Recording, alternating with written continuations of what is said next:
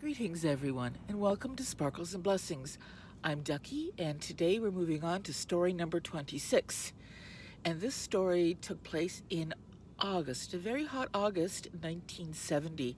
This was in Sterling Park, Virginia. I was living there with my parents. I was 10 years old at the time.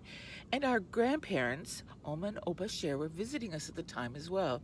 Like I said, it was a hot, boring August afternoon. It was Sunday. And there wasn't lots to do if in 1970 there wasn't lots to do. There was no iPads, there was no internet, there was no video games. So children either were to watch whatever was on at that time of day or read. Or go outside and play. That was always an option. But August 1970, we were sitting around the table with my grandparents, and a news report came on. And the report said that a hijacking was taking place at Dallas International Airport, which was about a 15-minute drive from where we were living at the time. So my whole family loves news. You know, I love the news. My husband listens to it nonstop. So, it's easy to see how we could get caught up in this because somebody, I don't know who it was, said, let's all go to Dallas Airport. So we did. We all loaded up in the car and we drove to Dallas Airport where we looked for where the problem was. Now, in 1970, I had never heard of a hijacking before, and I don't even know if there had been one, but this was something new for the American public. And so we wanted to come see what was happening. So we eventually found a spot on the balcony overlooking the back 20 of Dallas Airport. Now, in 1970, it didn't go as far back as it does now. In fact, I marveled last time I was there a couple of years ago at how big it had gotten. But 1970, we're at Dallas Airport, and we're looking out on this big field, and way back there is a copse of trees, and you could just see something like a little stub of white. Doesn't look like a plane. It's just a little stub of white at the end of your horizon. And it had been reported that the hijacker was demanding $10,000 in return. And everybody went, whoa, $10,000.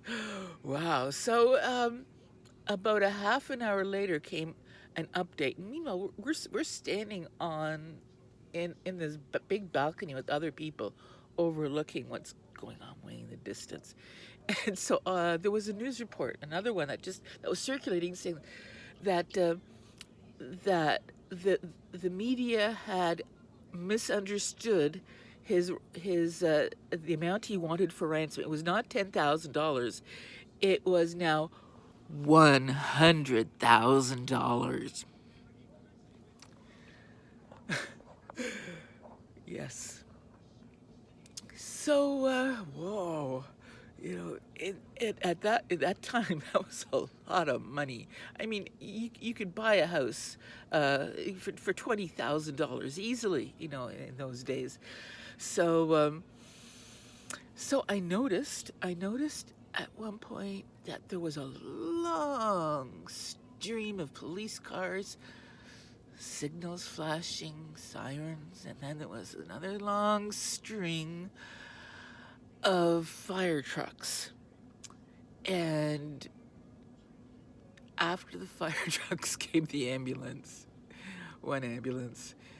And so they were all down there, and we waited, and it must have been like at least another hour of nothing happening. We see them starting to drive back. No spinning lights, no flashing, and they're taking their time. They're no rush. So I think the premise was whatever was going on had been concluded. Just how, we did not know. So since the show was over, apparently we started streaming back into the airport, where we heard a report that there was a shooting. Somebody had been shot, and it was a hijacker who had been shot in the thumb, and no one else had been injured. And as I watched the people deplane, they started coming into the airport, and it was a media frenzy. Again, it was this so and so network, please state what happened. And you can see these people, they're very tired, and they're very anxious. But anyway, I digress. So that was story number 26. I'm so glad that you joined me, and I look forward to seeing you again next time for story number 27. This is Sparkles and Blessings. I'm Ducky, and this is Ducky Out.